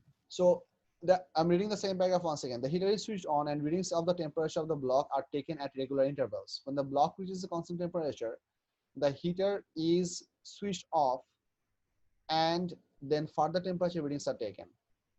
The variation with time t of the temperature theta of the block is shown. So this is the part where the heater was being heated up. At one point, this graph became horizontal. Once the graph was seen to be horizontal, the heater was switched off. You see, this is the point where the heater was switched off, because once you switch off the heater, you are stopping the feeding of the energy. But the temperature of the heater is quite hot, so it's going to start losing heat really fast. So that's why you can see that the temperature is starting to drop like a crash. The temperature is starting to drop really fast because you just stopped providing the heat, and as a result, the temperature is going to start drop really fast. And as the temperature difference with the atmosphere becomes lower, that's why this graph is losing gradient. So if I continue this graph further, I mean ultimately this graph is going to become asymptote. If this was a room temperature, starting temperature, so ultimately your graph will become asymptote with this line. So this graph might as well look like this, something like that. So it's going to cool off, but it's going to take a long time to cool off. Now this is how the graph is going to work out. So that's the description of the graph. The math part is even so interesting. So আচ্ছা এই পর্যন্ত বুঝা গেছে কি? Yes, sir. আচ্ছা, Ji, sir. It's already 15 minutes past the regular time. I'm gonna go get into the math in next class, so I'm gonna start from this question in our next class, and we'll go on forward. I'll finish the class. Just one more one more information. There is a small possibility that I might go to Chittagong next week for a couple of days to see my kid. If that happens, we might miss 1 or 2 classes. It's not scheduled yet, but there is a possibility. In which case, I will inform you in your messenger. Sir, no problem. Stay safe, sir. Thank you very much, everyone. Thanks for the additional. Allah Hafiz, sir. Allah Hafiz. Bye. Good night. Sir, asymptotic